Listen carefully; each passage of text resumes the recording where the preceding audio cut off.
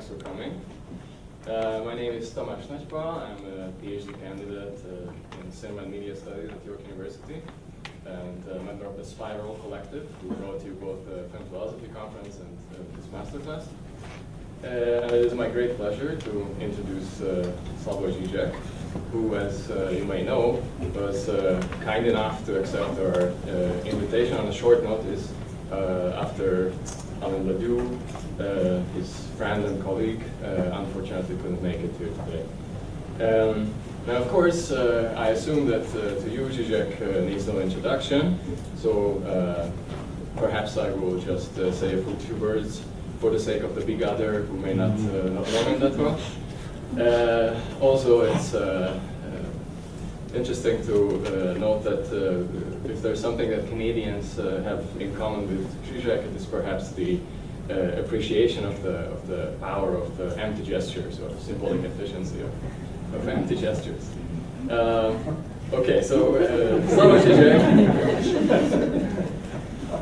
is, of course, a professor of philosophy at the European Graduate School, a senior researcher at the Institute for Sociology and Philosophy at the University of Ljubljana, a global distinguished professor of German at New York University, and the international director of the Birkbeck Institute for the Humanities.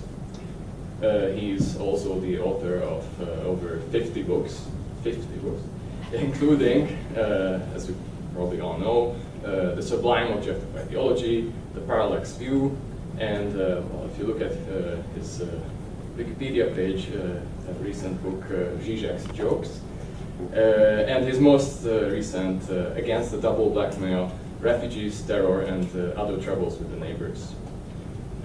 He has been called various names: the Giant of Ljubljana, the Elvis of Cultural Theory, but also a deadly jester, as well as the most dangerous philosopher in the West. While in North America, he may be most famous or infamous for his provocative critique of political correctness and his commitment to leftist universalism. It's worth mentioning, perhaps, that Žižek was also the one who almost single-handedly revitalized Lacanian psychoanalytic theory in the English-speaking world back in the 90s by developing a new form of ideology critique based on the Lacanian notion of the real. In the past few years, he worked on a similarly ambitious project of reinterpreting the Hegelian dialectic by incorporating, among other things, recent discoveries in quantum physics. And since we have just concluded a film philosophy conference here, I would like to mention his invaluable contribution to a philosophically engaged analysis of cinema, of which perhaps you will see more in the evening special event here at TIFF in Cinema 2.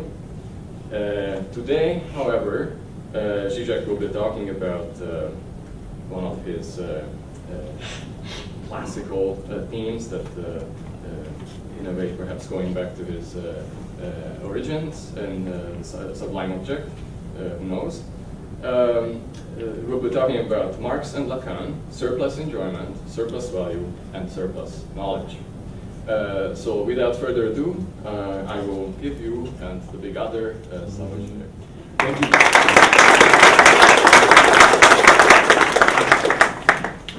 Should I take care? Is this more for It's for the camera. the big other of the machine, big or other, for, yeah. because I usually speak loudly enough.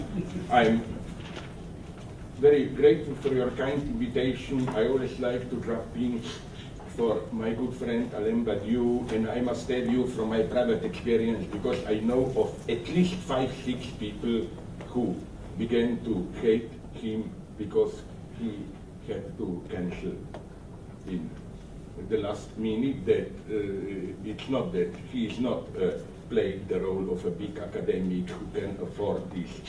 But he has health problems, he has private family problems. No, I can say this, nothing dirty, guilty, but for example, he is really for me a heroic person, you know. For him, helping immigrants and so on, it's not this big liberal phrase. It's he adopted years ago a black guy son of a single mother who died because of AIDS. He and his wife adopted him, and he spent hours, and there were some, often this son has some psychological problems, there are even tragic things. Once I visited him, I saw police in front of his apartment block, and the guy had some psychotic crisis, the son full of foam and so on, shouting around, and but you trying to calm him. I mean, he's simply my hero at this level, you know. For him, again, helping the immigrants and so on. It's not this big politically correct stuff and then you go home. It's, he spent weekends in France with this les sans-papiers, without paper, teaching them, patiently explaining to them how to use what you can of the state. Because he discovered something which is very interesting, that one strong factor in the exclusion of those sans-papiers and others, it's very tragic how many of them simply do not know what are their rights. They don't even use the opportunities that they have. And of course, we are not blaming them. The point is that the system is made functions de facto in such a convoluted way that, you know, you give people a certain rights, but then you set in motion or establish a complex machinery, making it sure that most of these rights, concrete individual people will not be able to use them. And we come here, I'm so sad we don't have time to do this, to talk what you were kind enough to mention. I'm proud to say we are both neighbors, I mean Slovenia and Hungary, and also we are two proud members of this new tribe, this almost neo-fascist new European countries. I don't know, I will not speak to you, but for you, but I'm more and more ashamed of coming where I come from, you know. Sorry, so second point, but more about politics and all that stuff. We will connect this to cinema in the evening. Yes. I propose nonetheless not to disappoint you. I hope this will not disappoint you if I treat you a little bit more seriously and go at least into something that will be like 3/4 of a theory.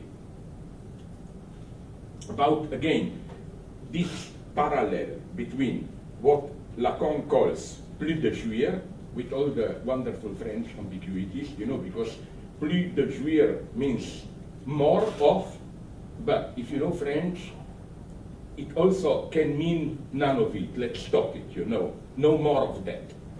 But that's, this ambiguity, you will see immediately in what sense is the point. Then, the surplus value, Mehrwert in Marx, and I would like to add, as Lacan does, and it's strange how this topic is almost totally neglected, the topic of surplus knowledge. Knowledge in excess, and how the status of this surplus knowledge changes with science. So let's see where we will come. I will talk at a certain point. You will be my male domina, that is to say, leather dress and whip, and you stop me. Okay, let me begin. Now, please don't be disappointed, there will be theory. I would like to begin, since nonetheless we are at TIFF Cinema, with a well-known reference to Alfred Hitchcock.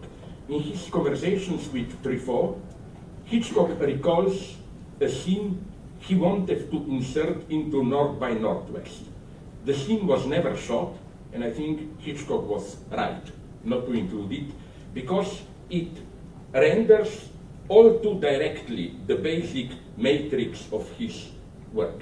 You know, that's one of the arts of cinema for me, that, like, if you say something too directly, if you stage a fantasy too brutally, too directly, the effect can be vulgar. You know, that's the basic paradox, I think, of art as such. The best way to miss something is to go directly at it. But nonetheless, it's I was surprised to discover already years ago as a kid when I read the book that it's a very Marxist example in a way. Quote, I quote Hitchcock, I wanted to have a long dialogue between Cary Grant, you know, who plays Roger Thornhill in North by Northwest, Cary Grant and one of the factory workers at a Ford automobile plant. As they walk along the assembly line, behind them a car is being assembled, piece by piece. Finally, the car they've seen being put together from a simple nut and bolt is complete, with gas and oil and all ready to drive off the line. The two men look at each other and say, "Isn't it wonderful?" Then they open the door of the car and out drops a corpse. End of quote. What we would have seen in this long shot is precisely the elementary unity of the production process. And isn't it clear that the corpse that mysteriously drops out from nowhere, that it's a perfect stand-in for the surplus value that is generated out of nowhere through the production process. This corpse is the surplus object at its purest, the objective counterpoint to the subject, the surplus product of the subject's activity. This surplus, as already mentioned, has three forms: surplus value, surplus enjoyment, and surplus knowledge. They are all forms of appearance of what Lacan calls l'objet petit a, the object small a, the object cause of desire. Lacan begins the 11th week of his seminar Le Nom du Père from 73-74. You know this wonderful play with words. Le Nom du Père, it's a basic theoretical insight of Lacan, very Hegelian, I claim, means precisely those who are not dupe tricked. They are most in the wrong. And I think this is very deep insight, that the definition of idiot, of a complete idiot, is not the one who falls into every trap, but the one who cannot be tricked. Truth is accessible only through illusion. You have to, or to put it in the terms of choice, you have to begin with the wrong choice to make the right choice. When he asks himself in this 11th session of his seminar, he asks himself, Lacan, a question in his usually arrogant way, addressing himself. Here's a quote from Lacan. What was it that Lacan, who is here present, really invented? He meant himself.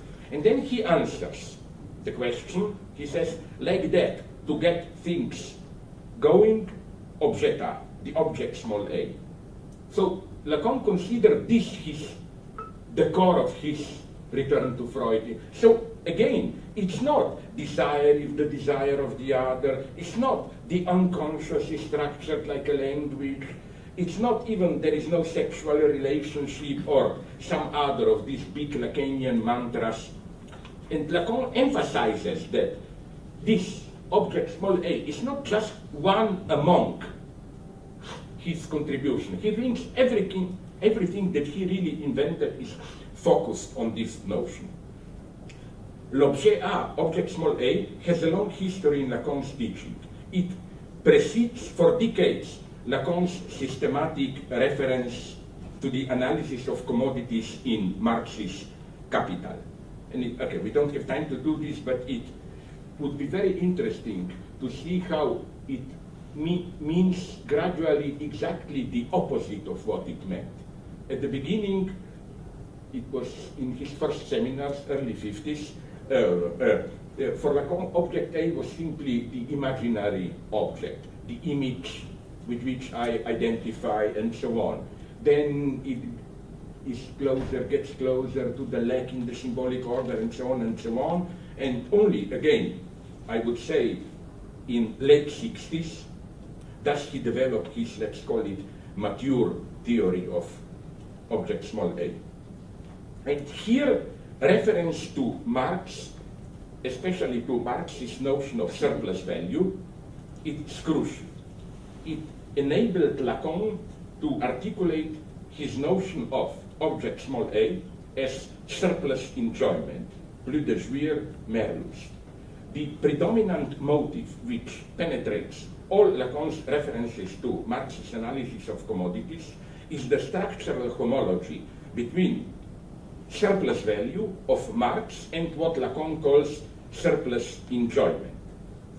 The key, if we are looking for the roots to surplus enjoyment in Freud, then I think the crucial notion is the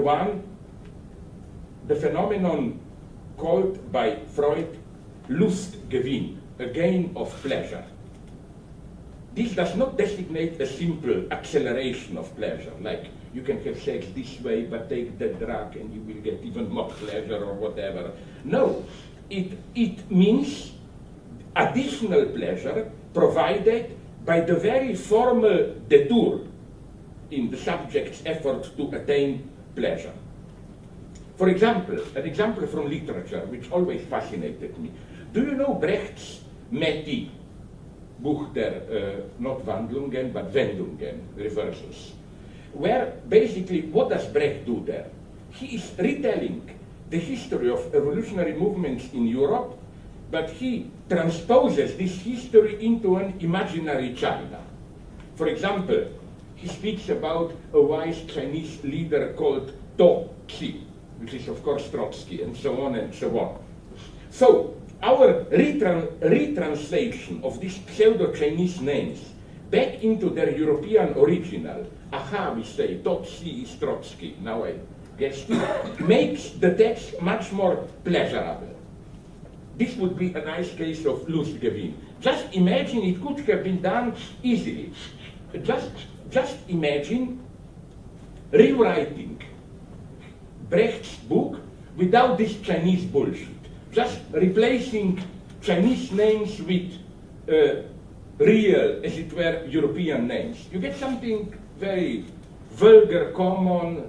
Brecht's insights are even, from today's perspective, at least very suspicious sometimes, like this is not popular to say today when many people still celebrate Brecht, but to the end, it means till 55, 6, no?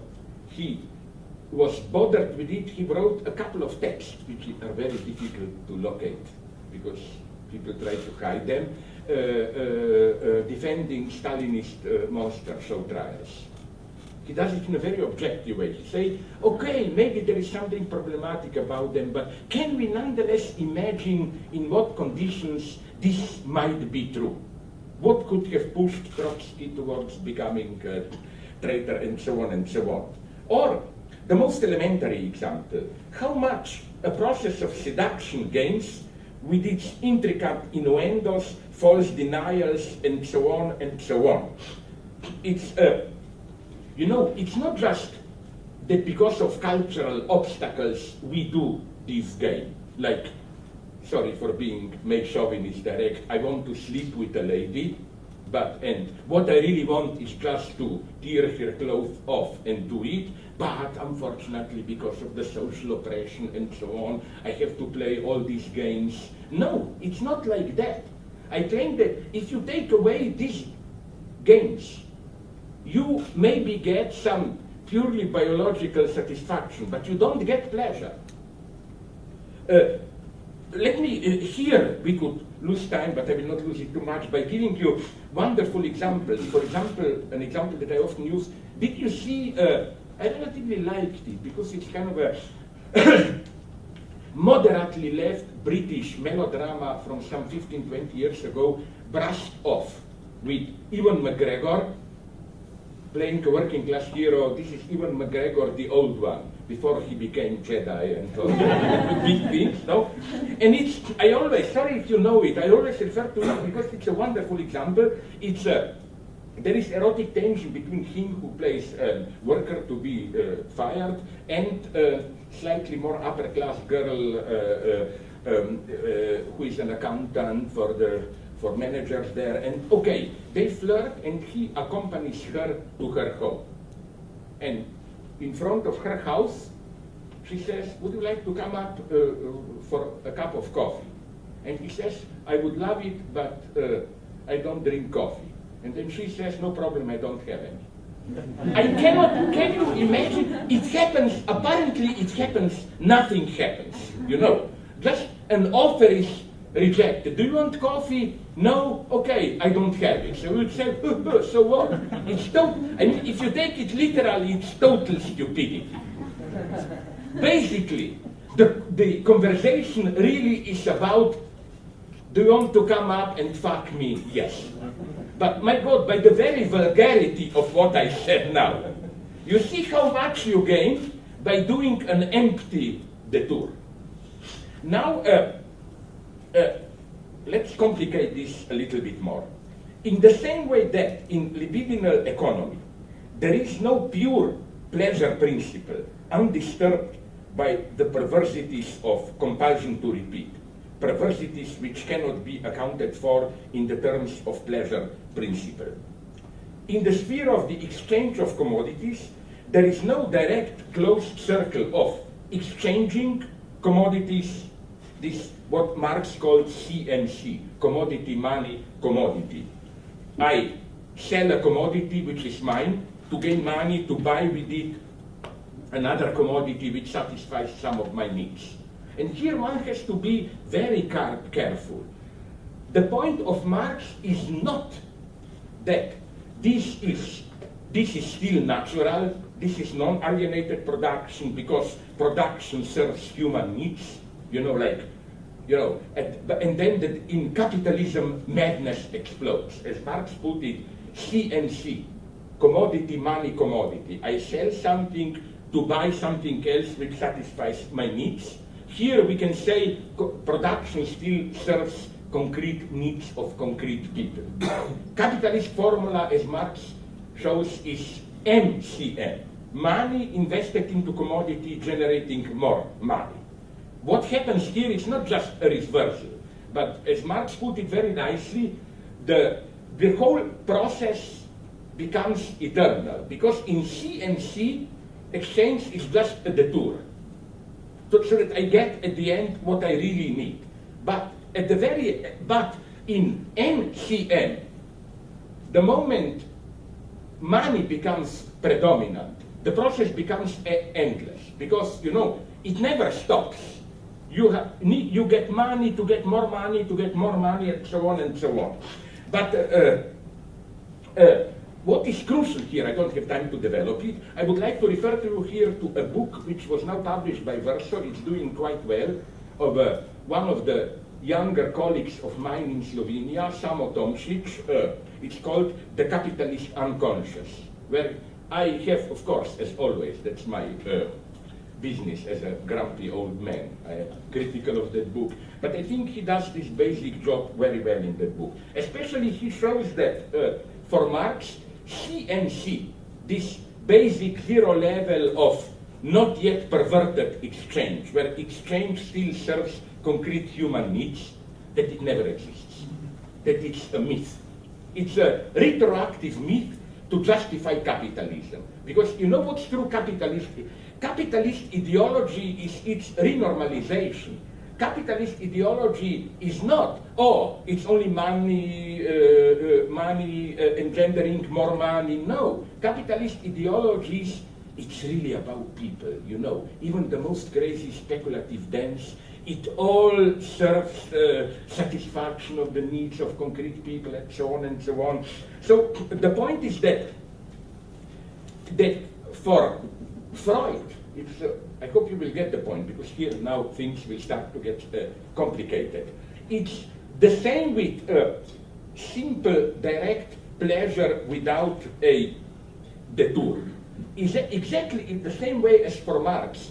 There is no immediate satisfaction in exchange, but there is always a gap where exchange becomes its own goal. It's exactly the same movement as, again, with what Freud calls compulsion to repeat, and the compulsion to repeat is, of course, the basic movement of what Freud calls drive. Lacan, in reading closely Freud, distinguishes in the notion of drive between its goal and its aim. The goal is, for example, oral drive, the most elementary example. The direct goal of the oral drive is, okay, like child, sucking breast, getting fit, satisfying your need. But for Lacan, the true aim of drive is the very repetitive movement of satisfying it. What really brings satisfaction is just sucking the breast, the repetitive action as such. Here we have Lustgewinn. Lustgewinn precisely also in the sense of plus de jouir, no more enjoyment. Because you get Lustgewinn, you get more of pleasure precisely by endlessly postponing the final satisfaction, because it's not really about that and so on. So, again, the idea is that in our libidinal economy, that, to put it bluntly in Freudian terms, Lustprinzip, the pure pleasure principle, doesn't exist. It's a myth. The same myth as some direct natural exchange for marks. From the very beginning, Lustprinzip, that is to say, the principle of psychic activity where the goal is direct pleasure, is corrupted, eternalized, subverted through what Freud calls compulsion to repeat, Wiederholungszwang. Here there is so much work to be done in going further from Marx, even from Lacan, in reading Freud exactly. Just a couple of motives to amuse you, maybe, or to allow you to see in new light the most standard concepts. For example, death drive. It's usually dismissed as some Freudian stupidity, like, oh, it's kind of a half-biological term, or some kind of a nirvana principle, oh, I want to disappear, and so on. But read Freud closely, and I think it can be demonstrated that death drive is paradoxically Freud's name for immortality, on the contrary. You know what's death drive? Here, I'm sorry, this is an old line of thought of mine, but I'm telling it because I think it works well. Okay, maybe this is my Lustgewinn to resell you old stories to get additional pleasure. No, or compulsion to repeat. Think about living dead. This is a wonderful concept, very Lacanian one, I think. The living dead. And here, sorry, to make this short philosophical exercise, in Immanuel Kant, you find an absolutely crucial philosophical distinction. The distinction between negative and infinite or indefinite judgments. A negative judgment negates a predicate. What Kant calls infinite judgment asserts a non-predicate. Now you will tell me, but fuck it, it's the same shit. No, it's not. And let me give you precisely the Stephen King example of undead. Let's say you say about someone like you, you are alive. So let's first negate a predicate. You aren't dead. What does this mean? It means you are alive. No? It's logical. But no, bear in mind, recall all your legacy of guilty pleasures of zombie horror stories, no? If I say he is undead, if you are normal, you will run the hell out of this room. Because, you know, it means he is still alive while already dead. He is undead. He cannot die. You see how you get here precisely this infinitization. You kill him, it returns again and again and again. And this is what Freud calls Wiederholungszwang, the compulsion to repeat. This undeadness. This is why I claim Freud should be read already against the background of Richard Wagner. Because that's the basic predicament. I love Wagner, I'm sorry. Of Richard Wagner's operas. The typical Wagnerian hero, his problem is not, oh, I want to live, I don't want to die. No. The typical Wagnerian hero wants to die. The only way to find peace is to die. And the tragedy is how to die properly. From the first opera, first big Wagnerian opera, Flying Dutchman, he wants to die properly. He is condemned to live in eternity, and so on and so on. So again, not to get lost, this denaturalization, let's call it, of desire in drive, where the point is not satisfaction, but this endless postpone. Here we have Lustgewinn, profit, gaining pleasure at its purest, when the very endless postponement of satisfaction generates the additional pleasure. And although I'm often in polemics with her, but here I would advise you to read, she's not stupid, Judith Butler. In her best book, I claim, it may surprise you, Psychic Life of Power. She has a very good chapter on Freud, reflexivity, and so on, where in a wonderful way she isolates this fundamental Hegelian dialectical reversal. She says that fundamental mechanism described by Freud is how repression of desire always reverts into desire of repression. You know, desire is not simply, or this is, for example, the basic mechanism of obsessional neurosis. The problem of obsessional neurotic is what? You are, let's say, I simplified, of course, traumatized by some illicit pleasure. I want to do that. I will not name it. I'm criticized enough for being fascist and so on. Imagine something really dirty. You cannot assume it. So the obsessional neurotic or compulsive strategy is to invent rituals, to deny, to oppress, to give, to keep this satisfaction at a distance. But you know what happens? You then start to enjoy perversely these defensive rituals themselves.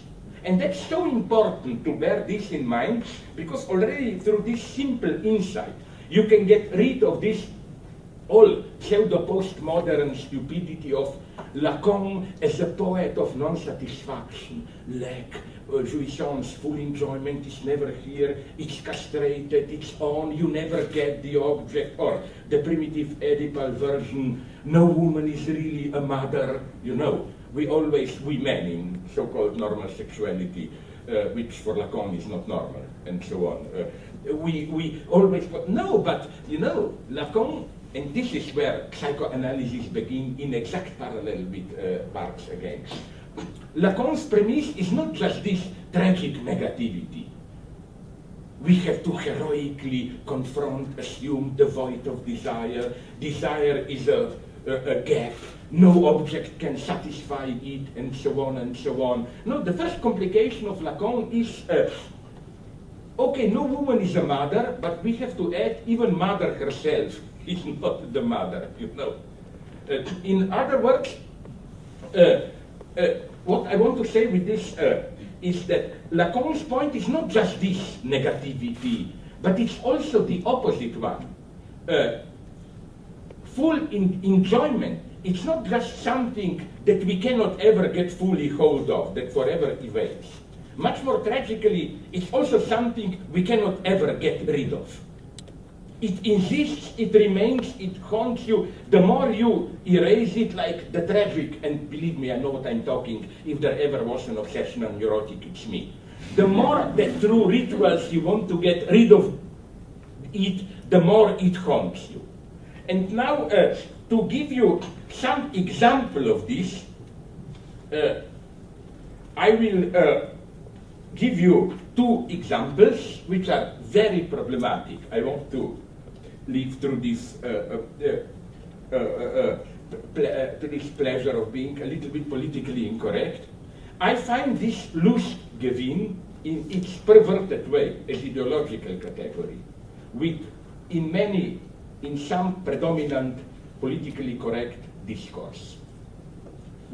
Because, for example, I was always suspicious of this endless will to self-humiliation of white, liberal, politically correct people, where they have a couple of dogmas. The one is, whenever something horrible is happening in the third world countries, we must be somehow guilty, no?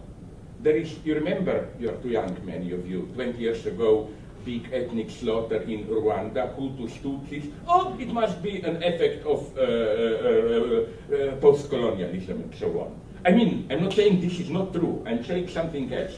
I'm saying this. How now are we Europeans masochists or what? Why are we doing this? I claim the Freudian answer is Lustgewinn. Where is the Lustgewinn? It's so easy to detect. First, in this way, by insisting that if the ethnic others, those that we consider primitives, whatever, by insisting that we are always guilty, I claim it's an inverted version of white man's burden. You know, in the old times, we white men had the historical task of taking care of other races which are more primitive and so on. You know the disgusting story. Now it's as if they want to say, well, if we cannot be that, at least we can be the big guilty one.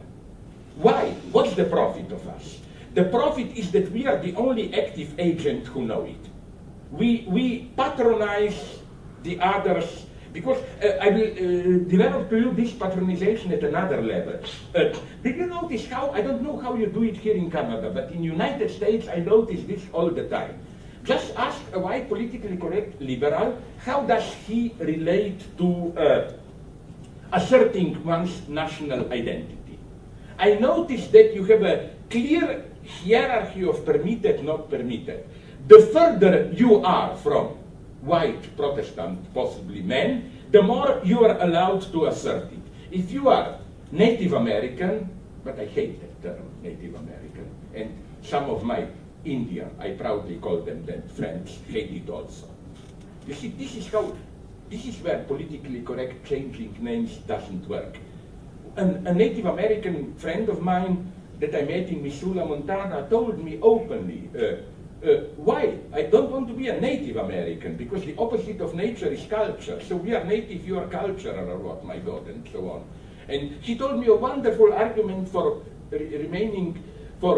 sticking to the name of India. Maybe you know my joke, but it's wonderful. He said, at least if we remain Indians, our name is an eternal reminder of the stupidity of white men who thought they are in India, you know. No, they are, I love those friends because they are so sensitive about this falsity of celebrating in an ecological, whatever way, the others. Like this friend of mine gave me a study he wrote, he's a doctor, demonstrating how Native Americans burned more forests and killed more buffaloes than all white men together. Is he crazy? No. He did something ingenious. He detected very well the racist patronizing undertone in this, you know, we white people just totally exploit nature, but natives have an organic relation to nature, and so on and so on. For them, this is something, so let me go on. Okay, they can do it. Blacks, roots, search for roots, their identity, they can still do it. It's okay, no? Hollywood loves it, Alexis Haley, that disgusting, I claim TV series, Roots, you know. Because we white racists, if we are, insofar as we are, we love black people to search for their roots. Which means they stay there, no, they search for their roots. We white are of course the only truly universal and so on. Then with Italians, you can do it, but not really, no? Problems began. Germans, Swedes, so-so, but if you say we white Anglo-Saxons, which I'm not, want to assert our ethnic roots, you are a fascist, no, or whatever. And of course there is a lot of truth in this, that usually this white assertion of our identity is racist. But I want to say something else, that this prohibition is, why is it false? Because at the same time that we apparently humiliate ourselves, there is an incredible Lustgewinn, gain of pleasure. Precisely because we are not allowed our own roots, we are the only ones who really have a universal position. We are the neutral ones who can allocate to all of, you know, we are exempted the only true universal subject. That's at least, that's my problem. we did. And it's the same, this is again what is bringing me so many trouble. Also in this moralist, instead of doing something in Europe, we have all these moralist protests. Europe is losing its heart, not receiving more refugees. Incidentally, I think Europe should receive more refugees, absolutely. But in a much more organized way. For example, just, I don't know if you saw the news, the latest one, I tend to agree with it. A very nice proposal from Germany that EU should reserve at least 10% of its funds for taking care of refugees. And we are talking about enormous sums of money here. No, it's so popular now in Europe, now to claim Europe is regressing into barbarism, it's becoming a new concentration camp, and so on and so on. What's my problem here? Why are they doing it? Because I think that I observe with horror how those who complain, the moralistic satisfaction of the beautiful soul that they find in it. Liberals love to write now comments on, my God, Europe is getting fascist. Like it's their moral superiority which is asserted in this way, instead of simply doing something. Doing, for example, what Bernie Sanders is doing, you know. I mean, you know why I admire Sanders? Because with all his limitations, compromises, and so on, he did something that this politically correct cultural left was not doing for decades. He found contact with so-called ordinary people who are usually the social base of populist right-wingers. This is an absolute miracle for me. The social base, which is the very base of Bible Belt, he got, and this is, I think, the crucial task, not this arrogance of our superiority and so on and so on. And so not to understand me, if by political correctness you mean we shouldn't humiliate other races through openness, tolerance, and so on, of course I am totally for it. But I'm just saying that, and that's how ideology functions, even works which may appear to be positive, progressive, can function in an ambiguous way. That's why, for example, I'm absolutely suspicious about words like harassment. Of course, I'm totally against sexual harassment. I mean, I'm a madman. I'm for death penalty, no problem. Kill the rapist. But when we talk about harassment, you know what bothers me? I noticed systematically in the United States the class dimension of harassment, although they would never have said it. But it's usually white academic liberals using this, who is experienced as harassing. It's mostly lower class white people, or those who are considered too vulgar, who talk in a vulgar way, are sexist in a vulgar way. So in a way, harassment, the way the term is effectively used, I claim, has an incredibly strong component of this, don't trust your neighbor, you know, remain at a distance. When do we, I mean, you know who knew this? I met him once in a cafeteria, he's a wonderful guy.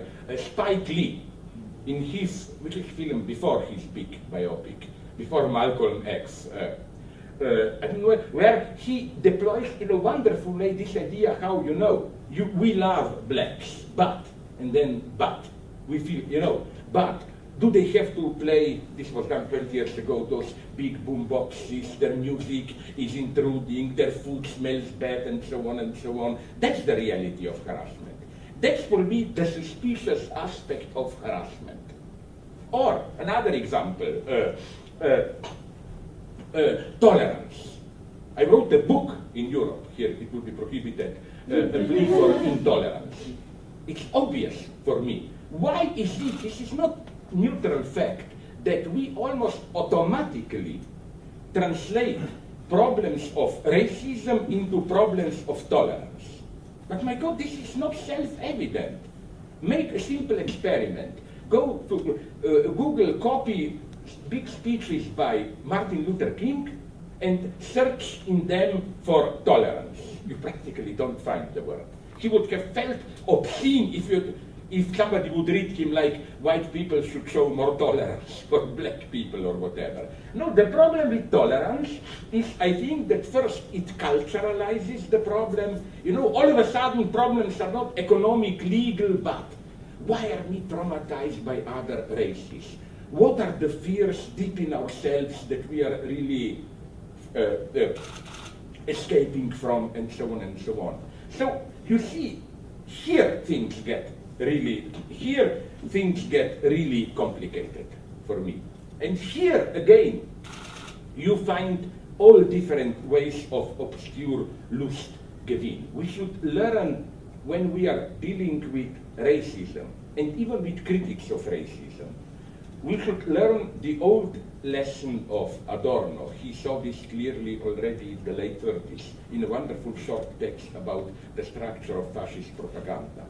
How beneath all these rhetorics of renouncement, enough of decadent pleasures, sacrifice yourself for the country, all of fascism functioned in this way that officially it's prohibition, secretly it offers you some obscene pleasure, carnivalesque pleasure, usually, like let's beat the Jews, let's rape women or whatever. Even, I think it's crucial, sorry if I repeat my old examples, to read in this way Ku Klux Klan. I read some good books describing everyday life in United States in, let's say, when was the golden era of Ku Klux Klan in 20th century? I think the 20s, no? Yes. Officially it was Catholic Church, white race, predominance. But what was the reality of Ku Klux Klan? It was the obscene Lustgewinn, like, it's Saturday evening, guys, if we are white, let's gather, let's hang some black guys, let's rape some black women, and so on and so on. This is, I think, absolutely crucial. Without this Lustgewinn, without this surplus pleasure, an ideology doesn't function. That's why, incidentally, I am deeply critical of those leftists. There is something of it even in Tony Negri, who celebrate Carnival. Wonderful, social hierarchy is cancelled, the poor are the rich, king is a beggar, and so on. Yeah, but there is also a terrifying totalitarian Carnival. And you know who is the big theorist of Carnival? Mikhail Bakhtin, the Russian fellow traveler of formalists. But you know what I heard now from my Russian friends? Before World War II, he survived the purges because he was happy to live in province. They put him into some small library in Kazan.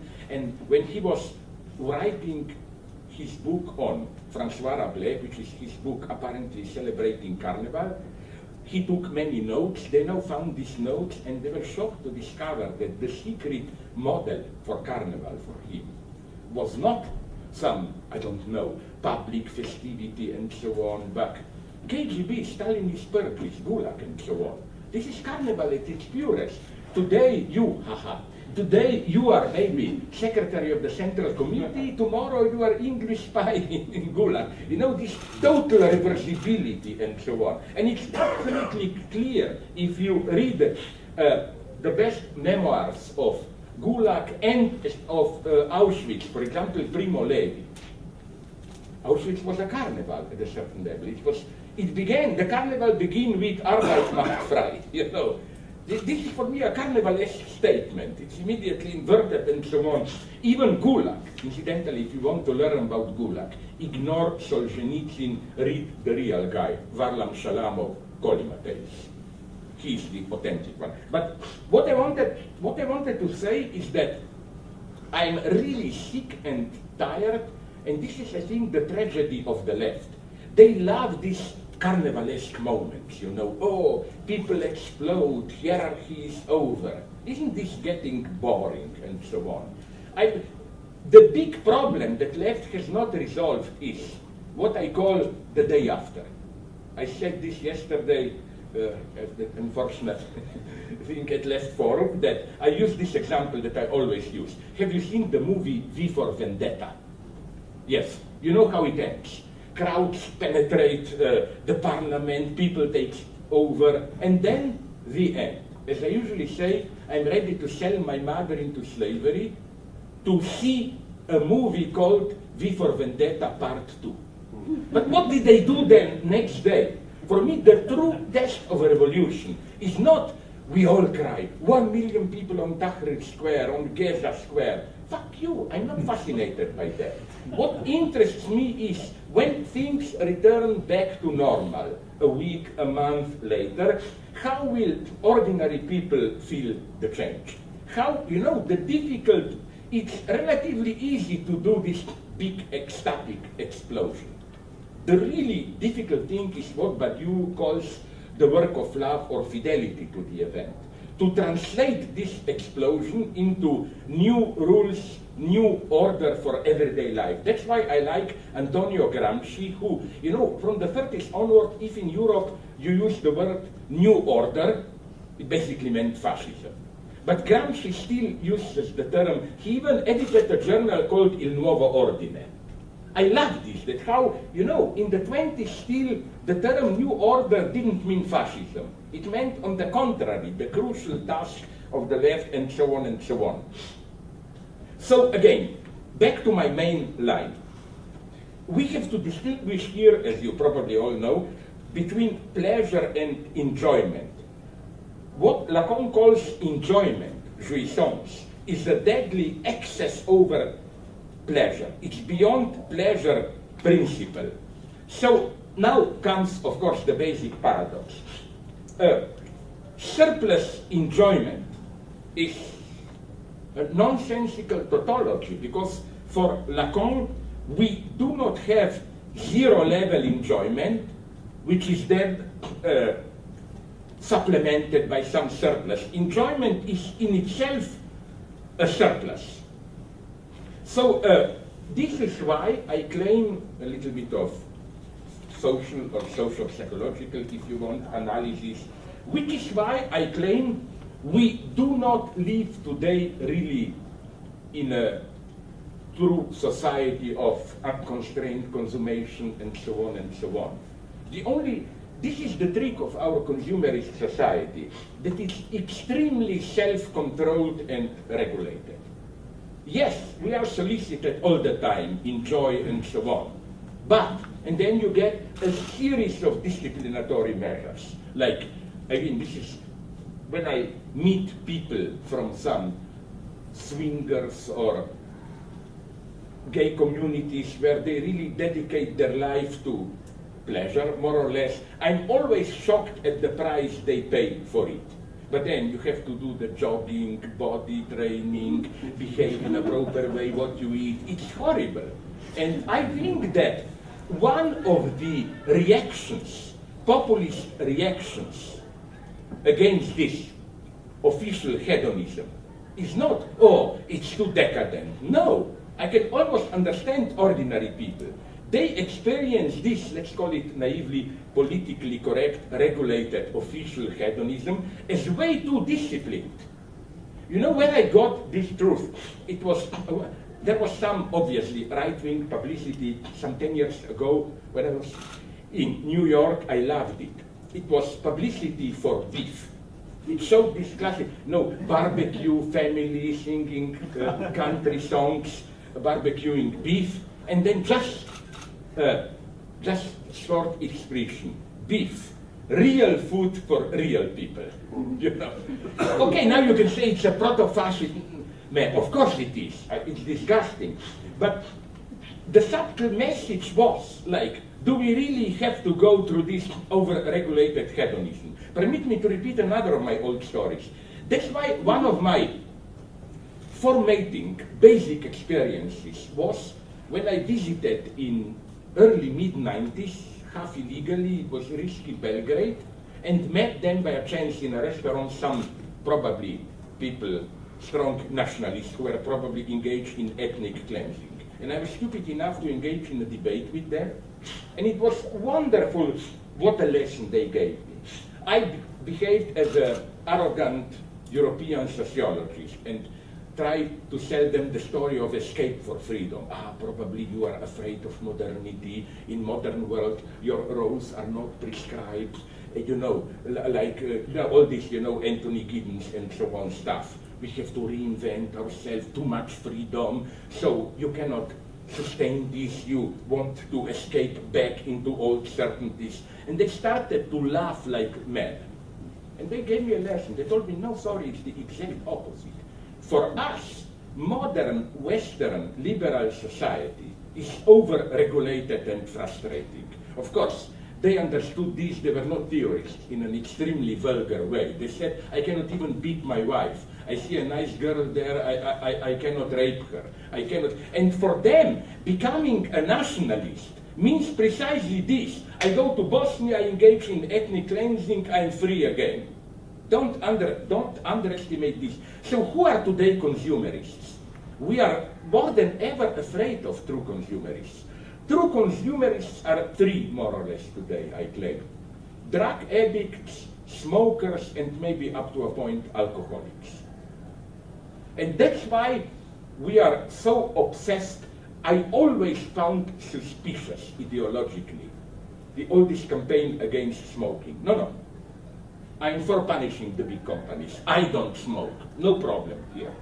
But just this absolute obsession, and I just had to laugh. Do you also have it here how the very people who pretend to be usually for liberalization of drugs, no? I noticed this total inconsistency.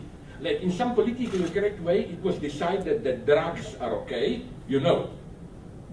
But smoking is whatever. Although, my God, sorry to tell you, but I think that nonetheless drugs are generally much more dangerous than. And this absolute educational furor which cannot be accounted for in medical terms. For example, was it also in Canada? I know that in the United States already half a year ago, companies or big airline companies decided on prohibited e-smoking, electronic smoking. And it was extremely interesting. I was shocked to read the justification. It was not, oh, we don't yet know, maybe e-smoking is also dangerous. No, they even concede this point. I was shocked.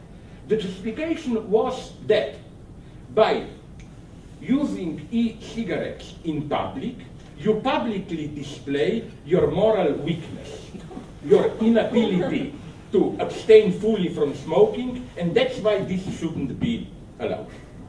So I think, to repeat some other of my old jokes, that the way, this is the antagonism, if you want to put it in this way. This is the antagonism inscribed into our consumerism. It may appear to be unlimited consumerism. You know, this is the opposite of Lustgewinn. It is, you are allowed totally, but then the conditions are so, your solicitation to enjoy is so filtered through regulations and so on that it's ruined.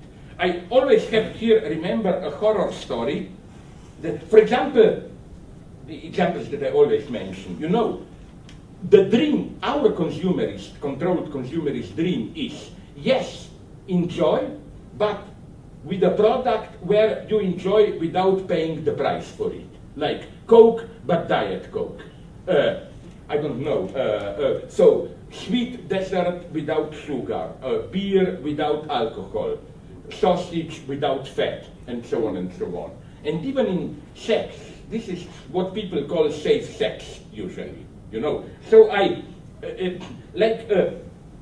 we are allowed to enjoy if it's properly justified. I remember when I took a year ago already a flight, I think it was United, in their hemispheres, the journal that you get there. There was a 2-page essay celebrating sex. And it was the most depressive text that I've read. Because all of it is one argumentation how good sex is for your body. I mean, for your body in the sense of health. They say, do a lot of deep French kissing. Why?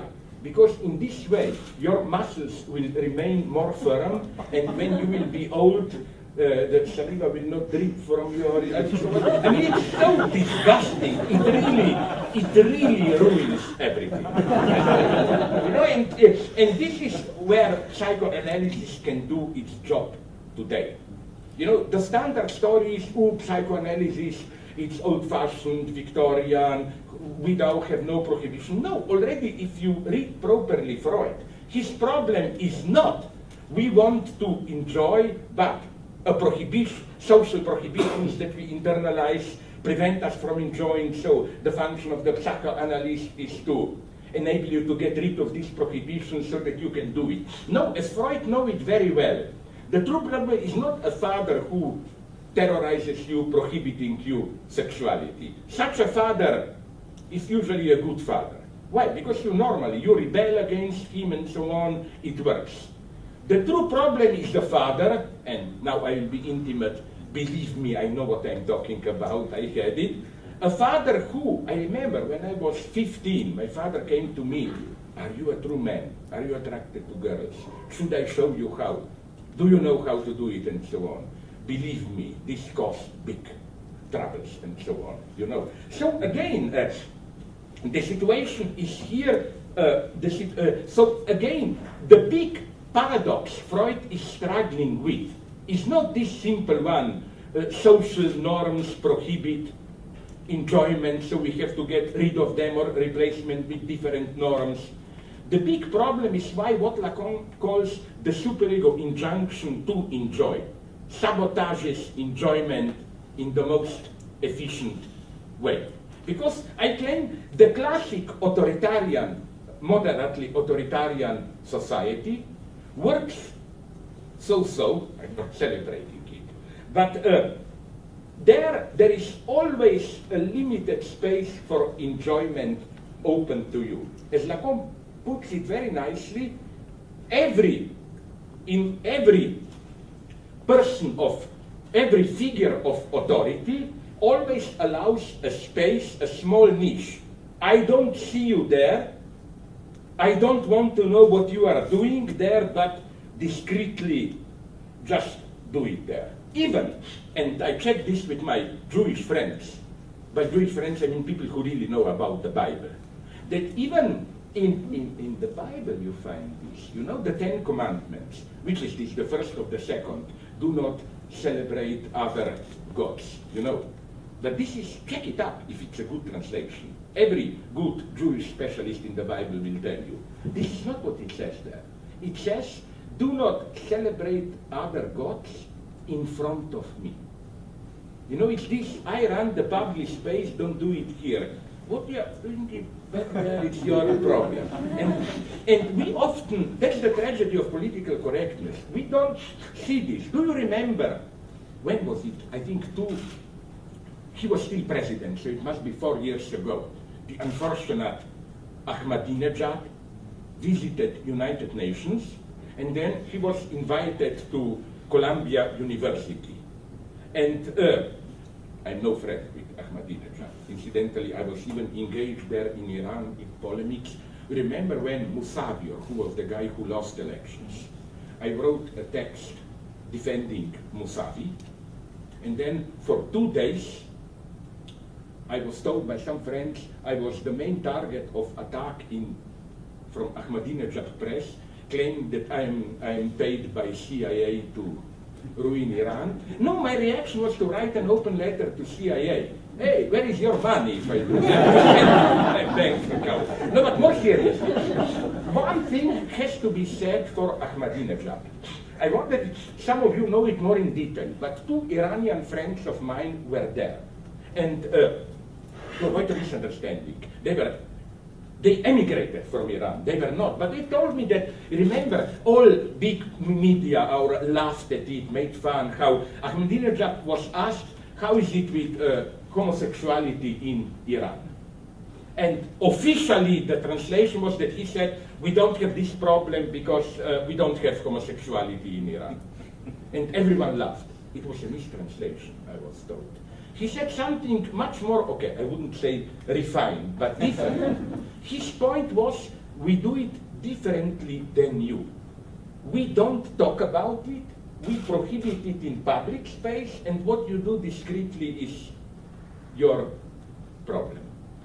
the message was, I'm not saying this is true, but I am saying what I even heard from an old friend of Michel Foucault. That I know. I'm very vulgar now. He went to Iran to screw the priests there, of course. No, I mean, homosexuality is extremely expanded in Iran. But what I want to say, okay, let me give you another example, which I like here. I mentioned it in one of my books. Did you see that shitty movie, which is very fascinating, I think? It's really a movie about a religious experience today.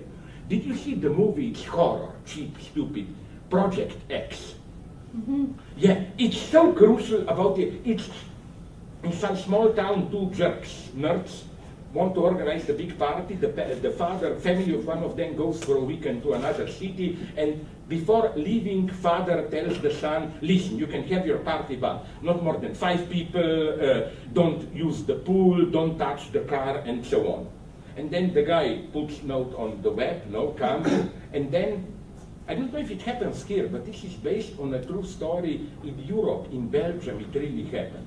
In Belgium, I think 40, 50, you know, a girl invited come to a party and then 50,000 people came. Okay, something similar happens in this movie, like 5,000, 10,000 people come, they ruin the house, they burn the car, the police have to intervene with helicopters, everything is wrong.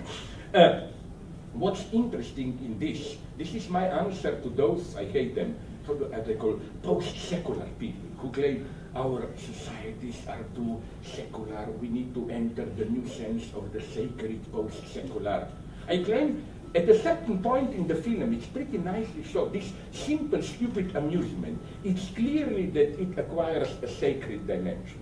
This is really a movie about rediscovery of the sacred, and not this Christian symbolic sacred, but all sacred orgies in our societies. So what I want to say is that then, yes, the absolutely crucial thing happens at the end.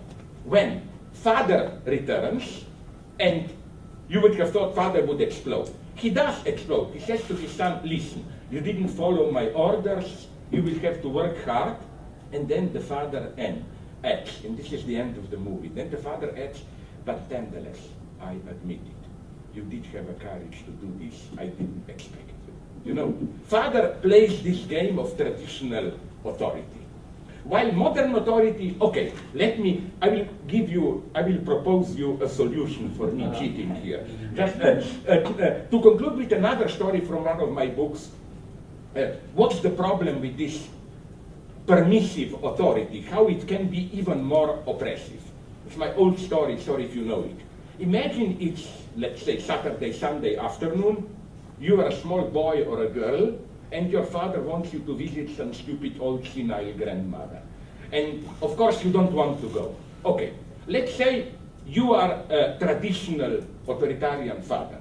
You say to the boy or girl, listen, I don't care how you feel. You just go there and treat grandmother respectfully, treat her nicely. That's okay, I claim, no problem. You feel oppressed, but you rebel secretly and so on. But then comes the monster called the postmodern, whatever you call him, permissive father, who will tell you something different, I know. Again, obviously I had some problems here, my father was doing this to me. His typical phrase to me would have been something like this. You know how much your grandmother loves you, but nonetheless, I'm not telling you to visit her unless you want to visit her. You can see that beneath the appearance of a free choice, there is a much stronger order. The order is not only you must visit her, but you must like to visit her. It orders you not what to do, but even what to desire to do. And I claim this is a regular trick of our, I don't have time to go into it now, of our free choice societies. We are given a free choice on condition that you make the right choice, as it were. Okay, listen, are you centralized here? Centralized, in this sense, the usual thing happened. Because I wanted to say, to go through many other things, for example, how with modern science, just to recapitulate, then I wanted to pass on to modern science, where we have the same surplus paradox, which is why very nicely Lacan speaks about primordial accumulation of knowledge with modern science. You know, in traditional societies, you have some basic common sense knowledge, we all have it, and then you have the surplus knowledge, which is the secret knowledge, religion, sects, whatever, another type of knowledge. Today it would have been New Age knowledge. But with science, something else happens. Science always can work only through, it's not just a tradition passed from one to another brain. It's just, it works through its own surplus, as it were. So I wanted to go into this parallel, how modern science functions then through who is the subject of science, and I wanted to end with, where are we today with symbolic authority?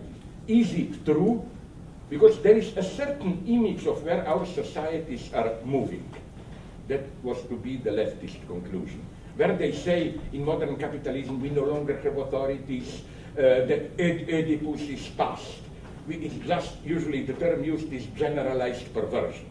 We are just thrown out like crazy, running from one object to another, hyperactive all the time, like all prohibitions are over and so on and so on.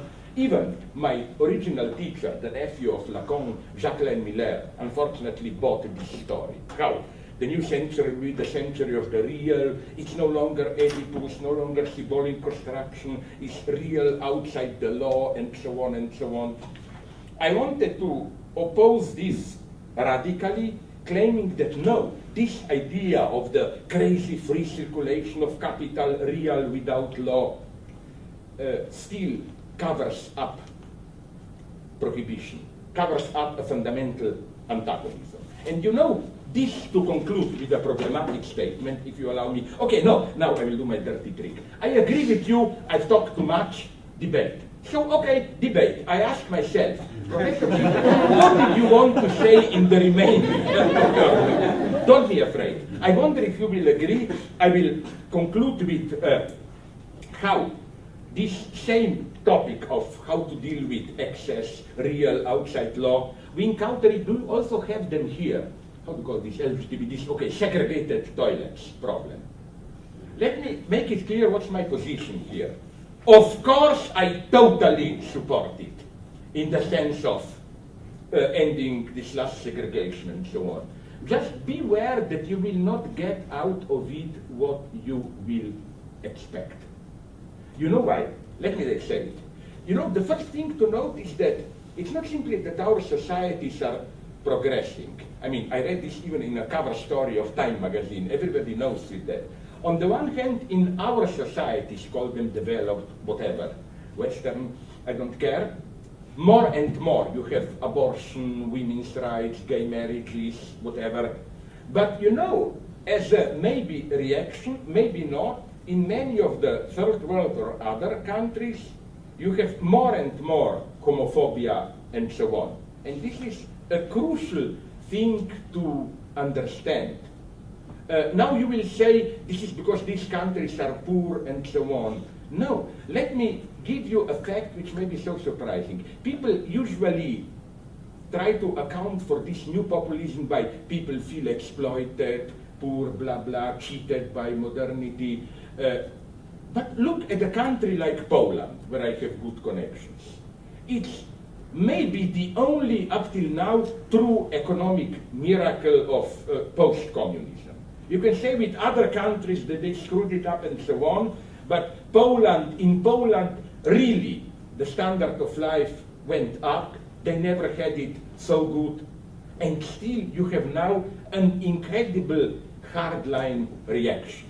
Like, my God, you got at one public demonstration almost 1 million people demonstrating against abortion.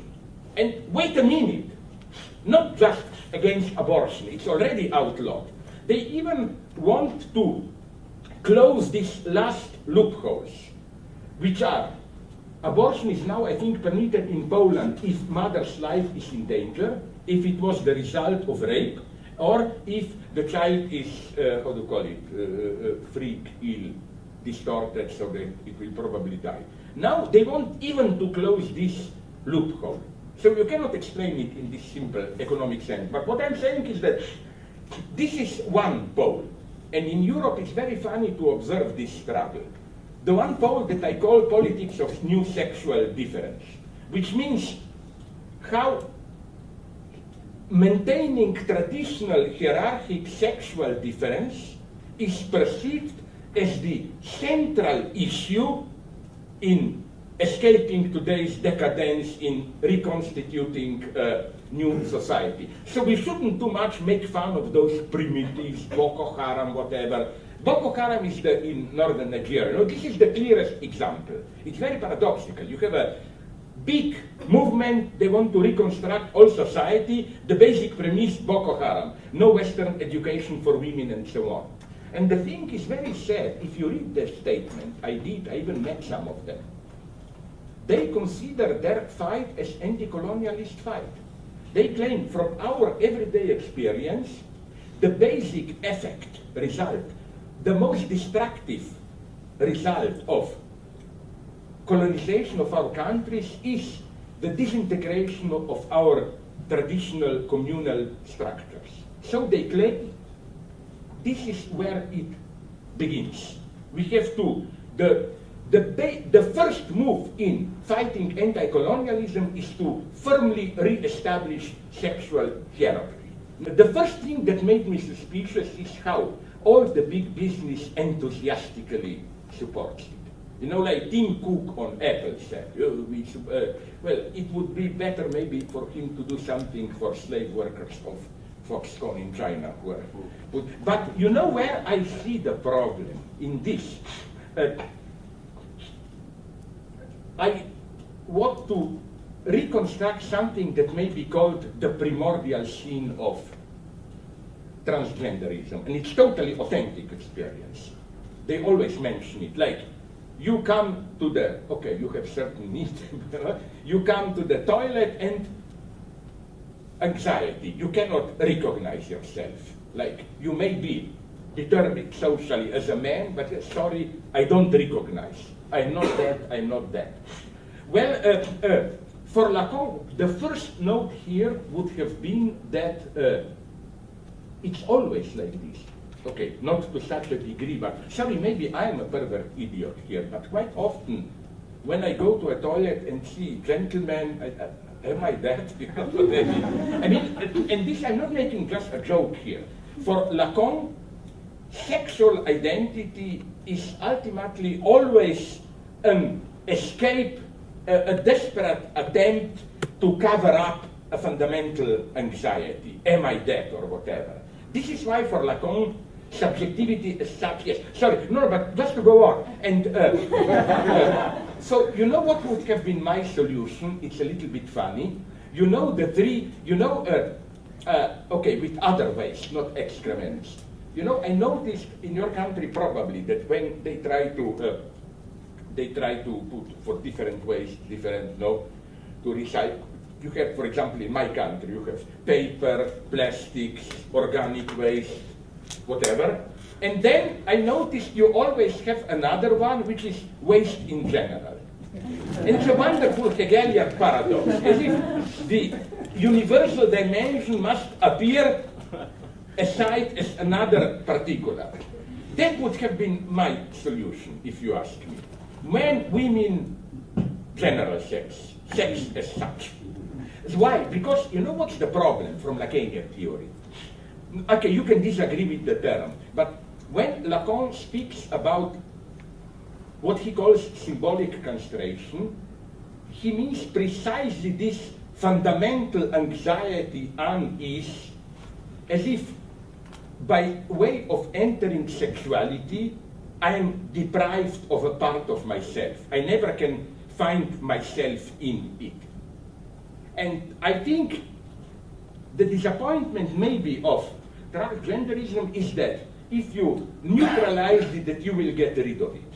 You will not get rid of it. I claim that this type of unease about who am I is constituted. They think they will get too much from that operation. So my solution would have been, of course, we should do it, but no, my solution would have been 3 dogs, if you ask me. Because it always works like 3. True antagonism is never double. It's never me and them. Antagonism always fails, and there must be a third. You know, it's like, this is the old Hegelian lesson. Whenever you try to categorize something, you always have one paradoxical category, which basically means all that doesn't fit in any of the previous categories. Like, isn't it clear that with Marx, my old example, I'm playing with your nerves. Isn't it clear that with Marx, what Marx called how's it called? Asiatic mode of production. It's not a concept. Marx theorized primitive tribal societies, whatever you call them, slavery, feudalism, capitalism, and whatever the shit, if anything at all, that come afterwards. Then he noticed that there are social formations which don't fit to it. And he created the category of Asiatic mode of production. But I think the only true meaning of Asiatic mode of production is all those societies which do not fit the other one. And this is crucial symbolic operation. It's also crucial for racism because the other in racism always functions like that, but I talk too much, you should stop. Okay. And, sorry, no, this is not what you think, it's another. Are you somehow connected? Because I really had a whole line of thought, and I feel that I cheated. So is there a master here? Are you? Sure, you can give us. Now I'll make a racist remark. Are you so bad in Canada, that crazy guy from my decadent part of Europe is your master? Is there a way that I send you the file, yes, and you address him, and you know, because it seems to me nonetheless that you came here expecting to hear more of this, and I feel obliged to. So let's do it like this, so that you know he or the other guy or who are here, you, the salami guy, sorry. Whatever, okay, we'll do. Thank you very much. Sorry.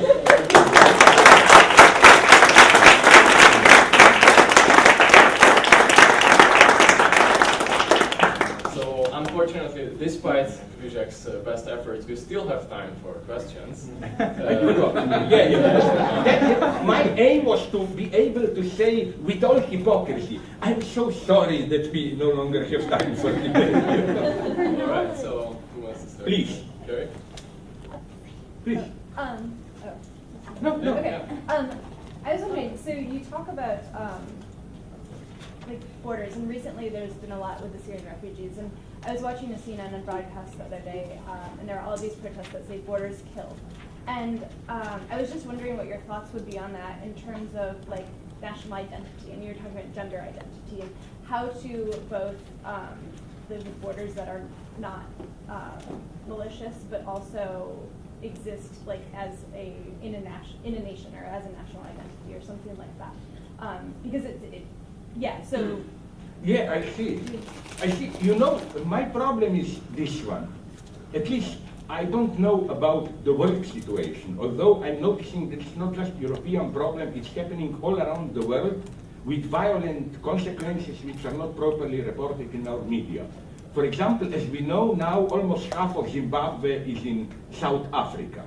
But are people aware that there are many violent acts of poor South African workers who feel that, you know, they are stealing Zimbabweans from their job, not to mention China. In the whole of China, 10, 20 million people. So I think this is our future.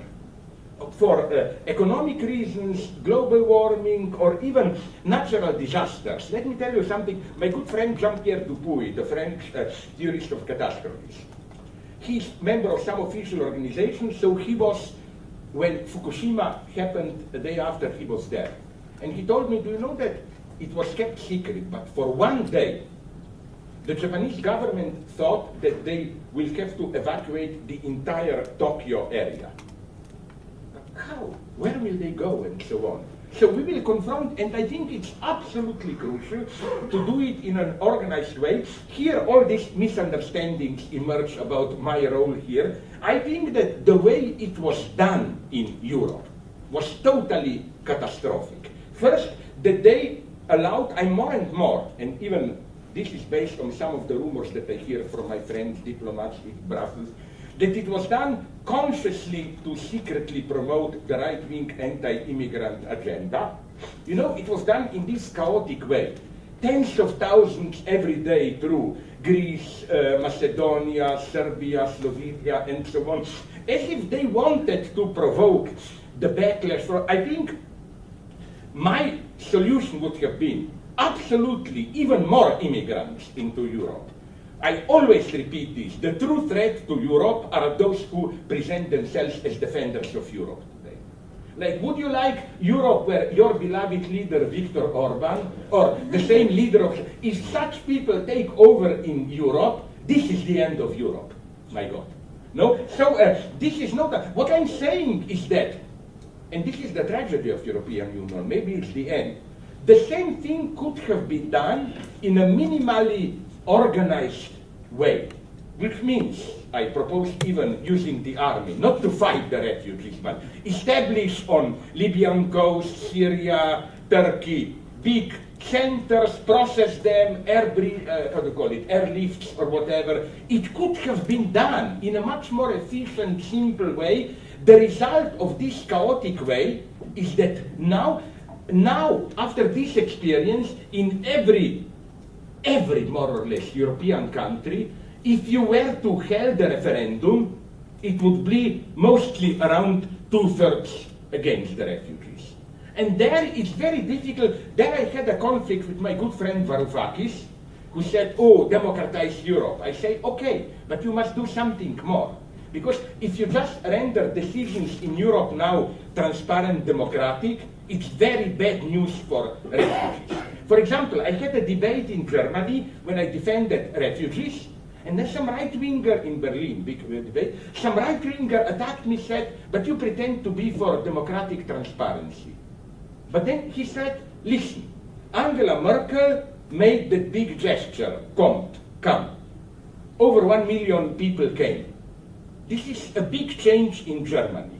Where is her democratic legitimization? She must have known very well that the majority is against. So what would be your answer here? My answer is extremely brutal, but very problematic. Angela Merkel was right. Democracy, authentic democracy, does not mean simply you follow the crowd. Fuck it, I'm ready to say this. Because again, it's very sad news, but democracy in Europe at this moment, a true politician doesn't follow the crowd. A true politician does a very risky move, even going against the majority, hoping, it's a wager, like in Pascal, that retroactively it will justify itself. That only through the result of his crazy decision, it will appear retroactively that it was right that he did. So you see, I'm here, and even with helping Greece, that was my argument against Varoufakis. Is he aware that we criticize Europe, alienated bureaucracy in Brussels is screwing up Greece? Fuck you, ordinary people were much more against Greece. God help us, it's good news for Greece that the decisions in Brussels were obscure. Because I spoke with Slovene representative in Brussels. My friend spoke with the one from Slovakia, and they all told the same story. In secret meetings, we were able to do something for Greece. The moment we had to speak public, we were afraid of supporting Greece because our local populists would immediately explode. Oh, lazy Greeks, you know, let them eat their yogurts or whatever. So you see what I mean. I claim that. How should I put it? Not even only for pragmatic reasons. I know that some people sympathize with refugees like they are almost communists today because they are coming to Europe with a radical demand. Some of them say it openly. I almost like it. Their demand is, you claim you are a society with open borders, so we have the right to go into whichever country of Europe we want, Norway, UK, and the state there has to take care of us somehow. Okay, it sounds nice, but what does this mean empirically, concretely? this means to be extremely brutal, that the only way to do this is to abolish democracy in Europe. What would be your solution here? My solution is some middle path with element of authoritarian support for refugees. Don't count on popular support. This is tragic news. The result of refugees is we are now all happy. We just squeezed out that the Austrian guy was not elected. This would have been horror, because for our city countries, Slovenia, Hungary, it's normal if our guys took power. But you know that Freie Demokrat or what in Austria, that would have been the first case in a developed big Western country that a true right-wing. You remember UKIP, Farage. I met Farage, incidentally, at the round table, my friend, the anti-immigrant there. Or Marine Le Pen, France, and so on. It's a horrible thing that is going on. One shouldn't joke here. That's all I'm saying. For example, people accuse me it was such a misinterpretation I read on YouTube this morning, that I said there are murderers, rapists, and thieves among the refugees. My point was very simple one. When 1 million of people come, of course there are. What did you expect? Let's confront this openly. The worst thing, I explicitly said that the problem is how to create space for more refugees. And the worst thing is to idealize refugees in Frank Capra style. You know, oh, but they are really poor people are good people. Are these guys who claim this normal? Don't they know what is poverty? Poverty is not a noble thing. You know, this is what we learn, this is why they are worst ideology. Frank Capra movies, as if poor people are authentic, friendly. Poverty can ruin you ethically also. Poverty makes you brutal, survivalist, and so on and so on. And also I hate it when people reproach me, you don't want to open your heart to refugees. I said, of course not. I don't want to open our heart. The problem is to open our doors, to get them in, to live. I hate this moralistic pressure, which I think serves just to retain our beautiful soil and avoid confronting real problems. Real problems, what is happening in African and Middle East countries where refugees are coming? How are we, Europe, economically co-responsible for it? Whenever, it's interesting how all those countries from which refugees are coming, with the exception of Syria, but this is because it's got into it, are not really simply poor countries, but are poor countries with some national resources fully included into Western capital and so on. Or, let's... Sorry, I have to interrupt you. That's okay. I really didn't answer you. Please. I'm originally from Pakistan, which is much further right of Slovenia and Hungary. Yeah, but sorry to interrupt, then I will let you speak immediately. You know, when I sympathize with you, even my Indian friends are telling me that, you know the shitty movie, Gandhi? Gandhi, you saw it, the picture. It's totally unfair towards you. Indians like to put all the blame on Jinnah, no? But it was a much more complex game in 48, 47, where Gandhi himself, his hands were definitely not clean also. For sure. You would agree, no? Okay, sorry, let's go. Okay, yeah, suddenly on the spot. But okay, so I just wrote my question down so I could be more coherent because I tend to fumble. No problem. Okay, so I have experience working as a executive producer for a Pakistani news channel for 15 years almost. So my time Pakistan news channel in Pakistan itself. Yes. Yeah, exactly. So my time in the so-called fourth pillar of democracy left me severely critical and bitter, as I have witnessed narratives change much like the Orwellian flip-flops in 1984, dictated by internal corporate interests or the pursuit of capital. Yeah. My question is, within the context of the zero institution and post-politics, what is your view on the normalization of spectacular statements like the Muslim ban, so that it becomes a point of discussion amongst pundits and trickles down? You mean Trump, what he said? That much. Yeah, I mean, okay, so whatever. Are you aware what you asked? 3 hours talk just okay, of course. Now let me begin with something problematic for which I am often attacked. First, no doubt, Trump is like disgust embodied, you know. Like, but I find him interesting because, not because, in Slovenia, Trump is very popular. You know why? His wife is Slovene. Melania now, so we'll be in the White House. No, but for seriously, I think Trump is a filthy populist opportunist, but whenever he makes concrete proposals, commitments, they are quite often much more ambiguous. Did you notice that Trump was the only Republican who said something minimally reasonable about Middle East peace process? That we should also listen to the Palestinian side and so on and so on. Trump said we should start seriously negotiating with Putin instead of just this warmongering. Trump said he's in principle for a rising minimum wage, and so on and so on. So I think if you ask me, I agree with, who was the guy who was the Congress leader, John Boehner, who said Ted Cruz is Lucifer in flesh. I'm much more afraid of somebody like Ted Cruz, who may appear a little bit more polite, civilized, but, okay, I'll put it like this. If I were a Muslim here, I wouldn't be afraid of these vulgar types like Trump too much.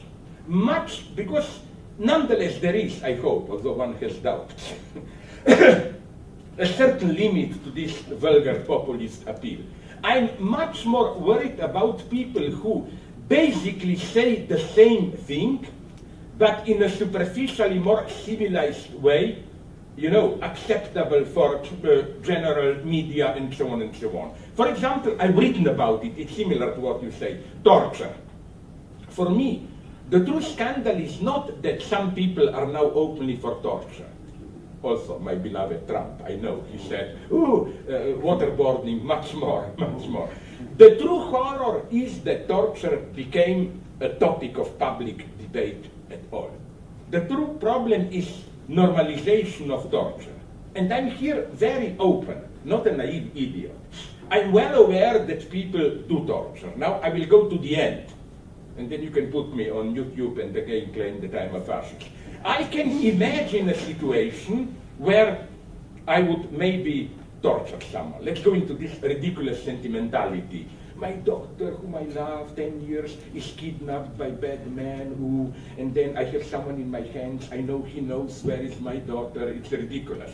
Maybe I would, but isn't it crucial that if I do it out of pure despair, I should become all the time aware that I did something terrifying out of despair? It shouldn't be normalized. You know what I mean? The true horror is the moment you normalize it, like Alan Dershowitz did it. There should be doctors who control, check your heart, you can torture him like that, not too much, and so on. The normalization is the true horror. So I think that in a way, those who were skeptical about torture but accepted the debate were even worse. Because as far as some right-wing nuts advocate torture, okay, the moment it becomes the topic of debate, there we are winning or losing true battles.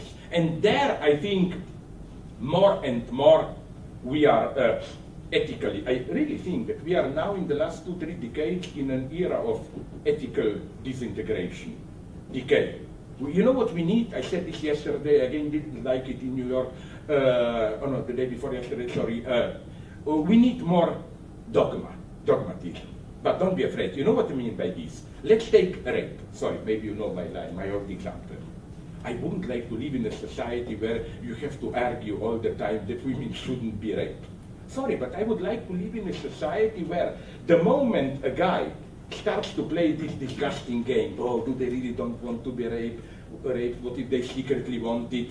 The guy is just mocked. He appears as an idiot, The problem, I would like, and the same goes for torture. I wouldn't like to live in a society where you have to argue for or against torture. Torture should be simply the moment you say you are discreet. We need more of this, I know the paradox of the term, progressive dogmaticism. That certain things should be automatically assumed. We don't debate that. And here I think the fact, again, that we are debating about all this, and things that you can say. You remember Madeleine Albright, when she made that horrible statement years ago, when a journalist asked her that in Iraq, as a result of American intervention, 500,000 children died. Does she think that it was worth this price? She said, yeah, it's difficult, but yes, it was worth the price. My God, that you can make such a statement. My answer to her would have been, you remember when she said, supporting Hillary, that there is a special place in hell for women who don't support other women, which meant for women who vote for Sanders, no?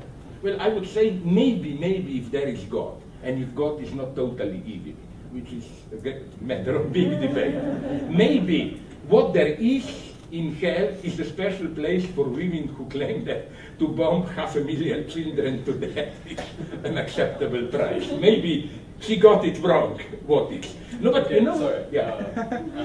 I I see. Was your father a secret police agent? Yeah, and you inherited his brutality.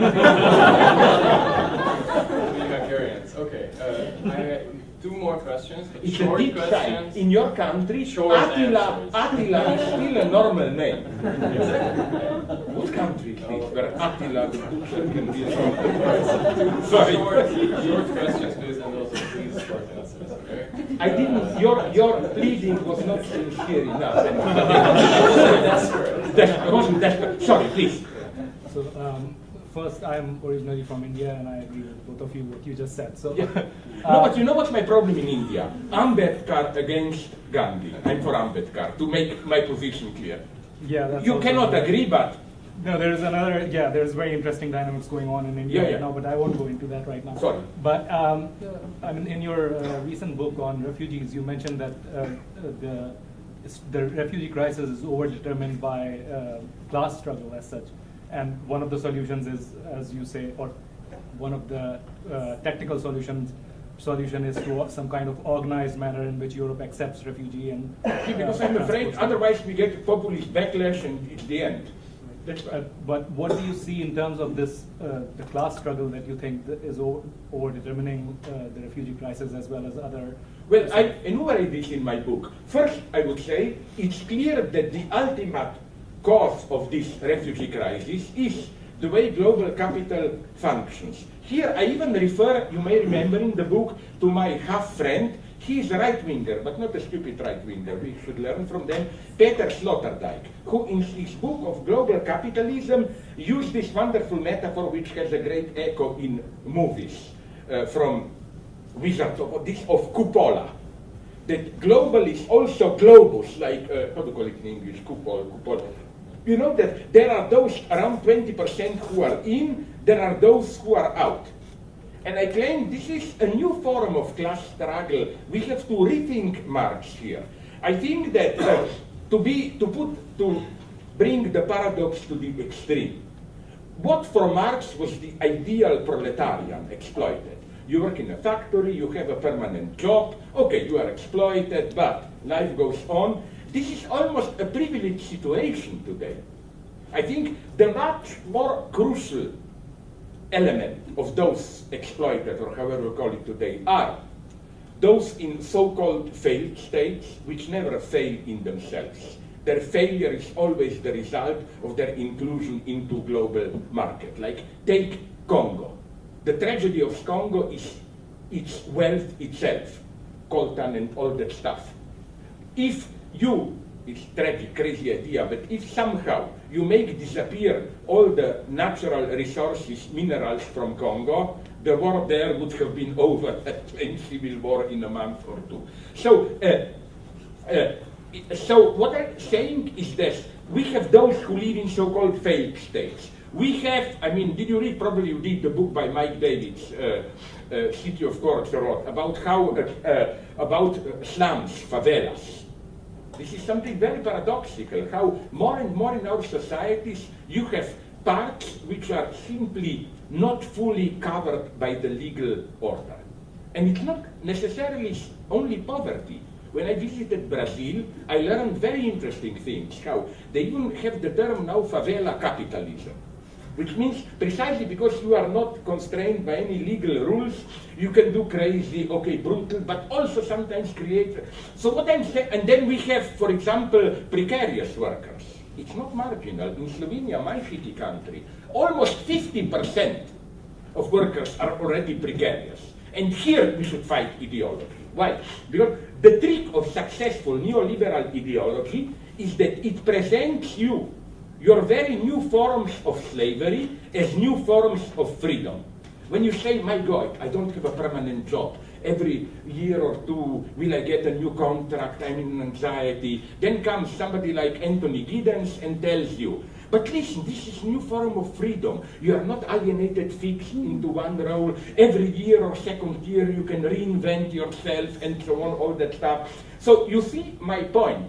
That's for me the basic paradox. The more capitalist global, the more there is this invisible barrier within countries, between countries, and this is how I see basically the problem of refugees. This new global division, those who are in, those who are out, and violating, transgressing this, which is getting stronger and stronger. Berlin Wall fell down, but new walls are emerging everywhere.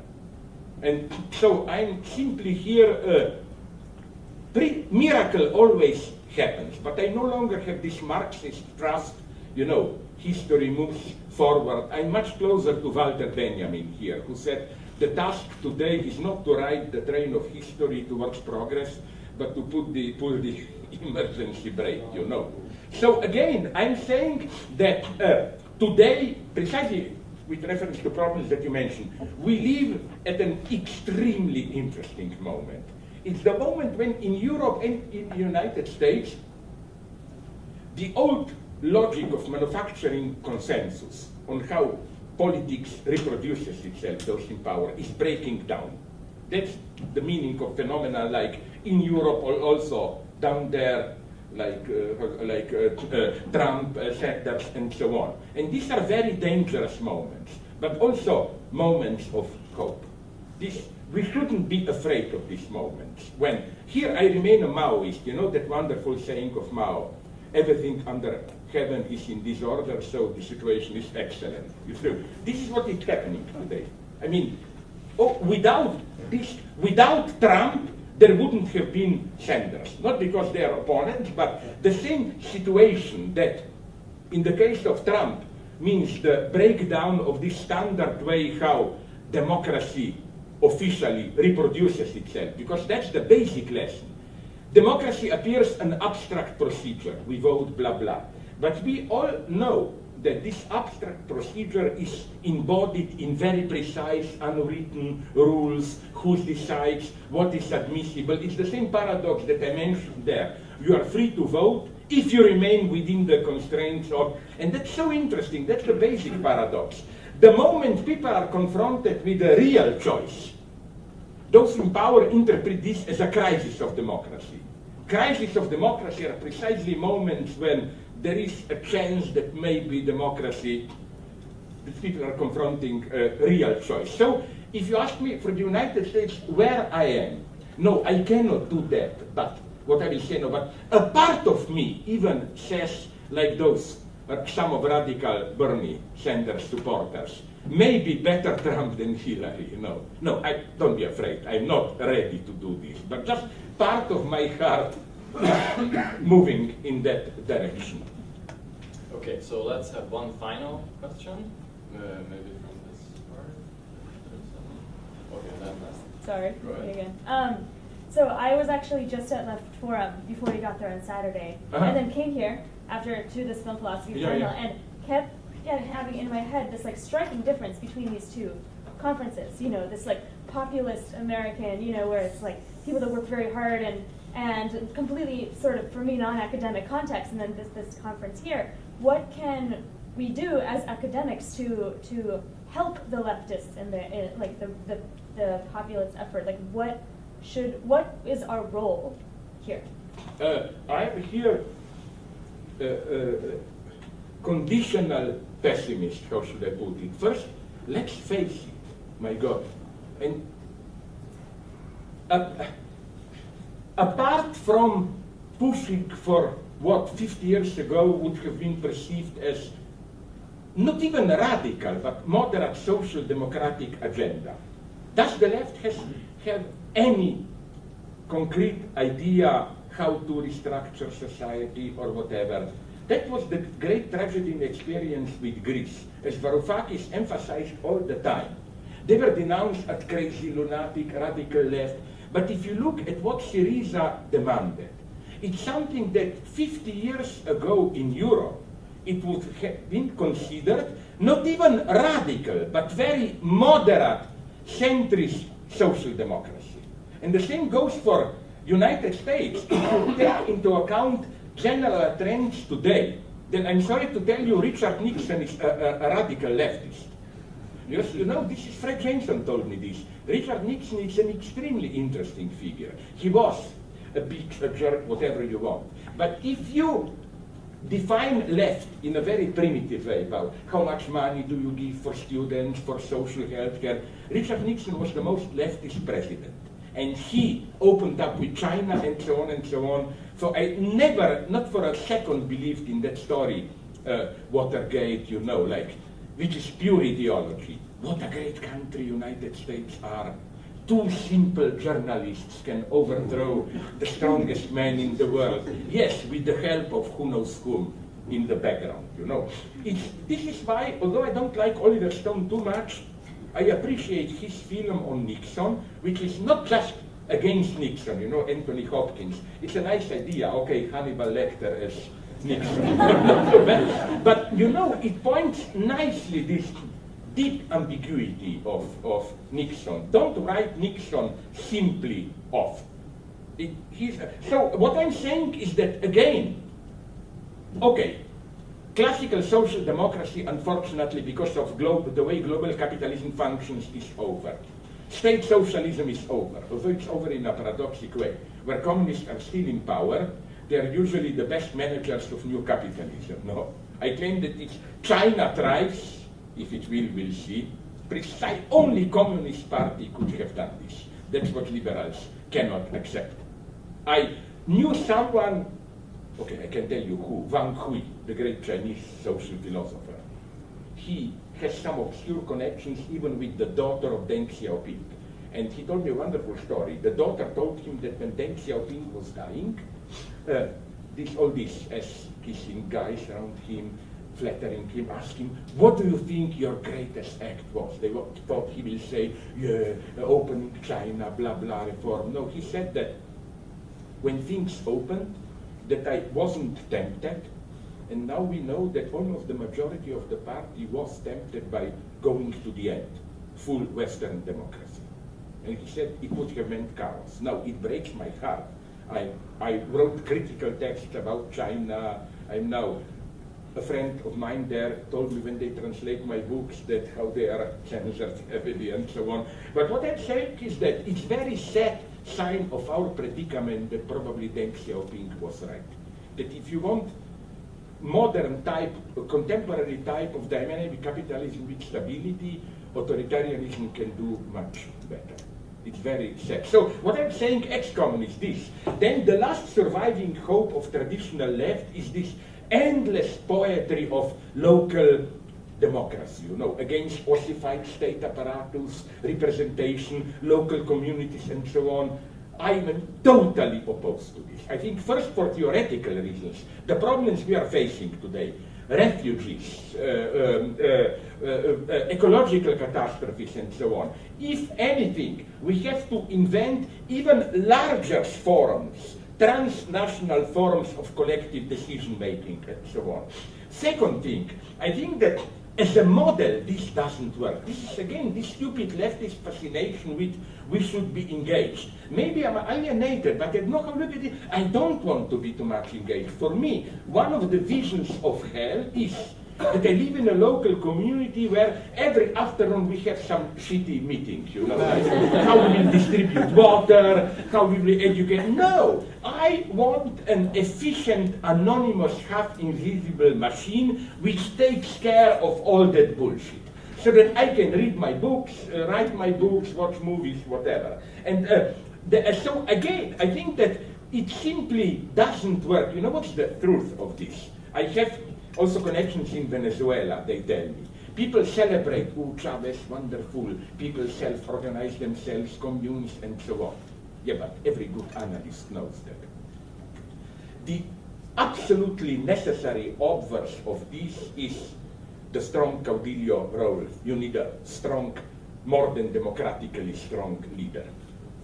You know, that's a very nice paradox, which for me is not even necessarily a bad thing. I'm here very realist, skeptical, sarcastic, cynical, whatever. I don't think that a strong leader is always necessarily a bad thing. Sometimes you need a fascination with a strong leader to push you to go a little bit further. So you see what I'm saying? I'm saying that apart from this, okay, we have two main positions today. One is the social democratic, which is, let's push it further, healthcare, free education, blah, blah. And then most of the leftists adopt today an extremely tragic position. My good friend, otherwise, but here I'm not at the same thing, Fred Jameson told me, and isn't this very sad, that the only thing we can do today is to push for social democratic agenda, knowing in advance that it will fail, and in this way to educate people in the long term. I find this a very tragic position. So you push for measures which in the long term, not only you know they will fail, but you secretly even want them to fail so that people will get radicalized in the long term, and so on and so on. Because nobody even thinks about this. Why is this tragic? Because often people who write about this are cheap popularizers, like my friend Paul Mason or Jeremiah Rifkin. But I basically agree with them. Things are happening in today's capitalism which clearly, how to put it, point towards a dimension over market economy. The whole problem with, for example, intellectual property, it's a deadlock for capitalism. It's clear that in the long term it will not work, that intellectual property is the death toll of capitalism. I mean, new forms are emerging of exchange, new economic, and it's, but we don't know how to organize. I think this is the true problem. You know, your question, I agree with it, but there is another question hidden behind. The way you said it is as if we intellectuals know what to be done, and the problem is how to reach the people. I claim, what if the people in their skepticism about us are at least partially right? What if we don't really know? Because I always like to play this role. Like, I asked Fred Jameson, fuck you, okay, what do you want? What should be done today? And immediately he starts to sweat, you know, it's a complex situation and so on. When leftists say that the situation is very complex, it means they're in deep shit already. No, but you know what on that note, we just run out of time, so... This is typically Eastern European. No, what I mean, just to finish with this, please. I love it. There was a certain sense of sad melancholy, which was so typical of countries like Hungary, Czech Republic, Poland, and East Germany. For example, you can find it on YouTube. From the darkest time of East Germany, they had a popular comedy, Die Legende von Paul und Paula, which is kind of a love comedy, a woman, mother of a child divorced, has an affair with another guy who's married, at the end they get together, happy ending, a kind of a erotic comedy. It was one of the greatest hits of German Democratic Republic. Everything clear. But you know what's the end of the film? Then we saw her happy, everything ends happily, walking on a Berlin street, and she enters a dark subway passage to subway, and the voiceover says she is on her way to a doctor. The doctor will inform her that she has breast cancer. She will die in 3 months.